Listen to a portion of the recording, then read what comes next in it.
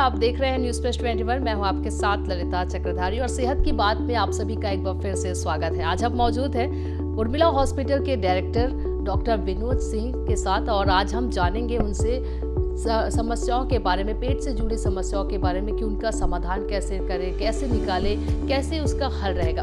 तो लेकिन सबसे पहले हम स्वागत करते हैं सर आपका हमारे चैनल में। Thank you Lalita.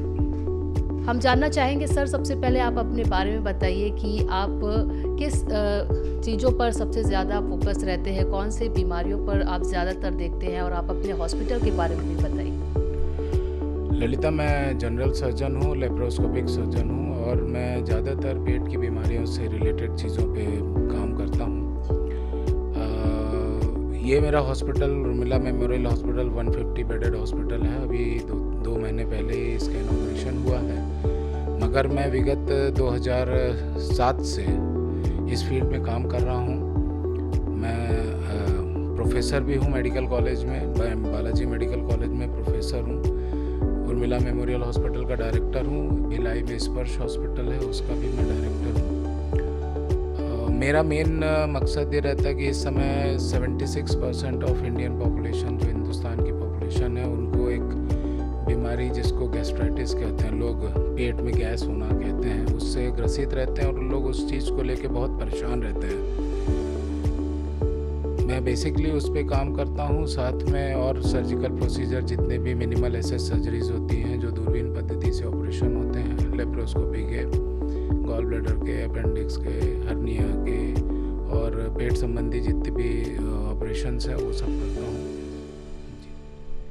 तो सबसे पहला सवाल हम आपसे यही करेंगे कि पेट की समस्या आजकल ज़्यादातर लोगों में पाई जाती है। सबसे ज़्यादा समस्या कौन सी देखने को मिलती है ज़्यादातर लोगों में? देखिए, आम भाषा में लोग जिसको गैस कहते हैं, हमारी भाषा में उसको गैस्ट्राइटिस कहा जाता है।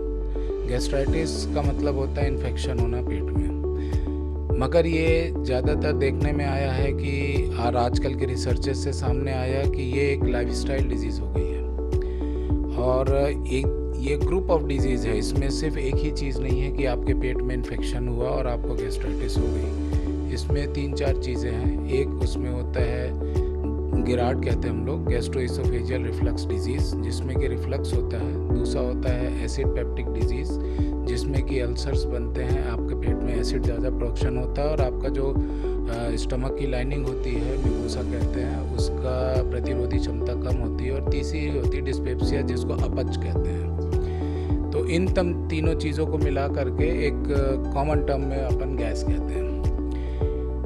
90% केसेस जो हैं वो लाइफस्टाइल डिपेंडेंट हैं। इसमें ओनली 10% केसेस ऐसे होते हैं जिनमें ऑर्गेनिक कुछ कॉज होता है। इसके होने के कई कारण हैं। सबसे पहले जैसा मैंने आपको बताया, लाइफस्टाइल। सेकंड, खाना जो हम खाते हैं, हमको बेसिकली हाई फाइबर डाइट खाना चाहिए। हम फाइबर कम खाते हैं, फैट ज़्यादा खाते हैं। स्मोकिंग, सिगरेट पीना, तम्बाकू खाना, अल्कोहल, शराब पीना, प्रॉपर निद्रा नहीं लेना, प्रॉपर सोना नहीं, टाइम से खाना नहीं, व्यायाम की कमी, कम पानी पीना, ये सब चीज़ें मिल करके इस बीमारी को बनाते हैं। आपको इस बीमारी से निजात पाना है तो आपको अपनी लाइफस्टाइल में चेंज लाना पड़ेगा। आपको अपने खाने की टाइमिंग सेट करनी पड़ेगी, बैलेंस डाइट लेनी पड़ेगी। What is balance diet? कि उसमें कार्बोहाइड्रेट की मात्रा, उसमें फैट की मात्रा, उसमें प्रोटीन की मात्रा बराबर होनी चाहिए। आपके खाने में फाइबर बहुत ज़्यादा होना चाहिए, जिसे हम रेशा कहते हैं, जैसे खीरा, ककड़ी, गाजर, मूली, पत्ता गोभी, जितने भी पत्ती वाली सब्जियां हैं, ये ज़्यादा होनी चाहिए। दिन में कम से कम 3 से 4 लीटर पानी पीना चाहिए। 45 मिनट से 1 घंटे का व्यायाम होना चाहिए। उसमें जो सबसे ईजी व्यायाम है वो है, आप चाहो तो वॉक कर सकते हैं। सिंपल आप वॉक करिए और कुछ करने की ज़रूरत नहीं है। और चौथी चीज़ है कि स्ट्रेस, लाइफ से जितना आप अपने स्ट्रेस दूर करेंगे, आप अच्छी नींद लेंगे, आप गैस्ट्राइटिस की प्रॉब्लम उतनी ही कम होती जाती है। शुरुआती कैसे होती है सर इसकी? सबसे शुरुआत की बात करें, कैसे पता चलेगा कि हमें कब्ज़ है या हम गैस से संबंधित बीमारी से ग्रसित होने वाले हैं? देखिए, इसके कुछ लक्षण हैं, जैसे कि पेट फूलना, खूब डकार आना, आपके छाती में जलन होना, आपका पेट साफ नहीं होना, दिन भर आपको चिड़चिड़ापन रहना, मतलब ऐसा लगता है कि बॉडी फ्रेश नहीं है। साथ ही साथ खाना खाने के बाद आपको बहुत दिक्कत होना, आपको लगता है कि अरे मैं खाना नहीं खाता तो ज़्यादा बेहतर रहता। मगर ये चीज़ गलत है। आपको बेसिकली थोड़ी थोड़ी डाइट थोड़े थोड़े समय पे लेनी है, एक साथ ज़्यादा मत खाइए, कम थोड़ा थोड़ा डाइट समय समय पे लेते रहिए। पेट को खाली पेट ज़्यादा देर नहीं रहना है। तो ये सब कुछ चीज़ें, पेट में दर्द होना, ये सब कुछ चीज़ें हैं जो कि जब आपको डेवलप होने लगें तो आप समझ जाइए कि देयर इज़ सम प्रॉब्लम, आपके पेट में कोई प्रॉब्लम हो रही है, आपको किसी स्पेशलिस्ट को दिखाना चाहिए। आप एक सर्जन भी हैं सर, तो सबसे क्रिटिकल सर्जरी आपने अब तक कौन सी देखी है अपने लाइफ में या फिर की है आपने? देखिए, हमारी एक सर्जन की लाइफ की सबसे क्रिटिकल सर्जरी होती है, उसे विप्पल्स ऑपरेशन कहते हैं। उसमें पेंक्रियास का कैंसर होता है और उसकी सर्जरी की जाती है। तो सबसे बड़ी सर्जरी में एक वो सर्जरी की है मैंने।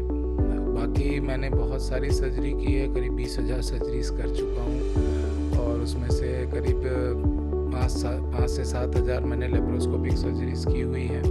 कैंसर सर्जरी से लेकर के एंटी रिफ्लक्स सर्जरी, जिस बारे में हम अभी बात कर रहे हैं, उसको भी सर्जरी द्वारा ठीक किया जाता है।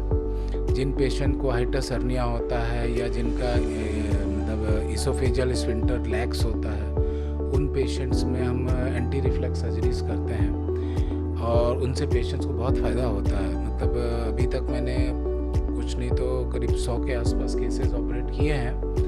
मैं पहले नहीं करता था, पहले लोग इस चीज़ को डिनाइल में रहते थे कि हम सर्जरी नहीं कराएंगे, मगर धीमे धीमे देखते हैं लोग कि वो सालों सालों दवाइयाँ खा रहे हैं, 4-4, 5-5 बार एंडोस्कोपी करा लेते हैं, मगर फिर भी वो ठीक नहीं होते। तो उनको हम सजेस्ट करते हैं कि यू गो फॉर सर्जरीज।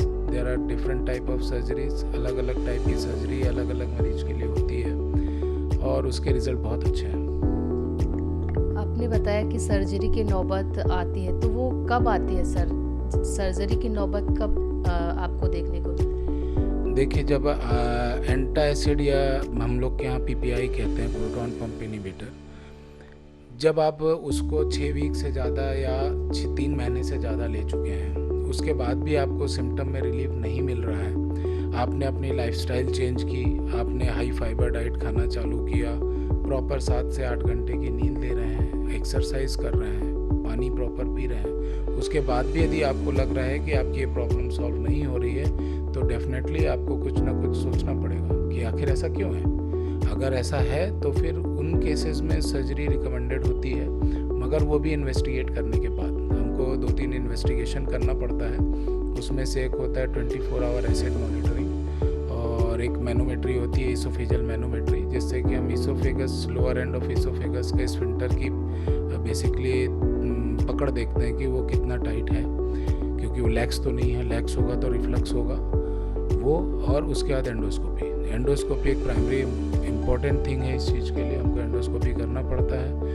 उसमें इसोफेगस देखना रहता है, आपका खाने का आहार नाल जिसको कहते हैं, फिर आपको उसमें पेट देखना रहता है, उसमें अल्सर तो नहीं बन रहे, रिफ्लक्स की वजह से इसोफेगस में अल्सर तो नहीं बन रहे, क्योंकि लॉन्ग स्टैंडिंग डिजीज़ यदि ये बहुत दिनों तक ऐसे ही रिफ्लक्स होता रहता है तो इसोफेगस के लोअर एंड के कैंसर के चांसेस बढ़ जाते हैं, क्योंकि एसिड हमारे पेट से आगे जाना चाहिए और इसोफेगस में रिफ्लक्स आता है, तो इसोफेगस की म्यूकोसा जलती है तो फिर वहाँ अल्सर बनते हैं, बार बार होता है तो अल्सर धीमे धीमे बढ़ के वो फिर बैरेट्स इसोफेगस होता है, फिर वहाँ पे डिस्प्लास्टिक चेंजेस हो जाते हैं और फिर वो कैंसर में तब्दील हो जाता है। तो इन मरीजों को अगर आपको 3 महीने में आराम नहीं मिल रहा है दवाइयों से, तो इनको डेफिनेटली किसी सर्जन को या किसी स्पेशलिस्ट को दिखाना चाहिए। पेट में कैंसर होना अब एक आम समस्या हो गई है, कैसे इसे आप देखते हैं और किस तरह से इसका जो हल है वो निकाला जाता है? हिंदुस्तान में कैंसर्स में 5वां सबसे बड़ा कारण है पेट के स्टमक के कैंसर से लोगों की मृत्यु होती है। स्टमक कैंसर के बहुत सारे कारण हैं, उसमें से एक बहुत बड़ा कारण है एसिड पेप्टिक डिजीज़, जिसमें कि पेट में अल्सर बनते हैं, ट्रीटमेंट नहीं प्रॉपर होता है, वो फिर अल्सर बन के वहाँ कैंसर डेवलप हो जाता है। कुछ उसमें हमारे इस रीजन में देखा गया है कि जो फूड हैबिट्स, जो बासी खाते हैं लोग, उनमें भी कई बार ऐसा देखने में आया है। अभी इस पे रिसर्चेज चल रही हैं कि बासी इज़ गुड और बासी इज़ बैड, कि आगे जाके क्या होगा, पेट पे क्या इफ़ेक्ट पड़ता है। दूसरा अल्कोहल, स्मोकिंग, ये सब फैक्टर्स हैं। तो कैंसर स्टमक यदि अर्ली स्टेज में डिटेक्ट हो जाता है, इसके स्टेज 1 स्टेज 2 में डिटेक्ट होता है तो उनके लिए सर्जरीज होती है। स्टेज 3 और स्टेज 4 के कैंसर्स में पहले कीमोथेरेपी दी जाती है, इसको स्टेज डाउन किया जाता है। स्टेज डाउन करने के बाद यदि ऑपरेबल होता है तो उसको ऑपरेट करते हैं, नहीं तो फिर पैलेटिव ट्रीटमेंट दिया जाता है। सर, आप न्यूज़ प्लस 21 पर आज हमसे खास बातचीत की है, क्या कहना चाहेंगे न्यूज़ प्लस 21 के दर्शकों के लिए? देखिए, आप यदि एक ऐसी बीमारी से, जो मुझे लगता है कि हर तीसरे बंदे को इस समय शहर में या हिंदुस्तान में है, अगर आप 5 लोगों से बात करेंगे तो 2 लोग ये बोलेंगे ज़रूर कि मेरे पेट में, मतलब मेरे को अच्छा नहीं लगता है खाना खाने के बाद। तो जैसा कि मैंने कहा, इस चीज़ के लिए आपको पहला जो सबसे इम्पोर्टेंट है वो अपनी लाइफस्टाइल, आपको अपनी लाइफस्टाइल सुधारनी पड़ेगी। हेल्दी खाना खाना पड़ेगा। आपका जो पिज़्ज़ा, बर्गर या कुक्ड फूड है वो कम खाएं। कार्बोनेटेड वाटर कम पिएं, जैसे कि कोल्ड ड्रिंक्स हुआ जिसमें सोडा हुआ, इसको कम पिएं। मदिरा और स्मोकिंग से जितनी दूरी बना के रख सकते हैं उतनी बना के रखें।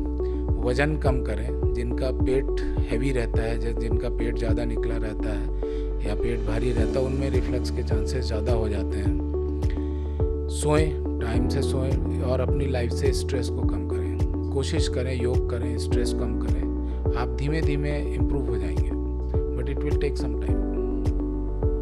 बहुत बहुत धन्यवाद सर आपका हमारे चैनल में बात करने के लिए। तो ये थे हमारे साथ डॉक्टर विनोद सिंह, जिन्होंने आज हमें बताया कि किस तरह से पेट से जुड़ी समस्याओं से दूर रह सकते हैं हम, अगर हम अपनी लाइफ स्टाइल को सही करें तो ये सारी बीमारियों से बचा जा सकता है। फिलहाल सेहत की बात के लिए आज बस इतना ही। हम आपसे फिर मिलेंगे। लगातार अपडेट रहने के लिए बने रहिए न्यूज़ प्लस 21 पर। कैमरामैन नवेज़ अहमद खान के साथ ललिता चक्रधारी, न्यूज़ प्लस 21, आपके हक की बात।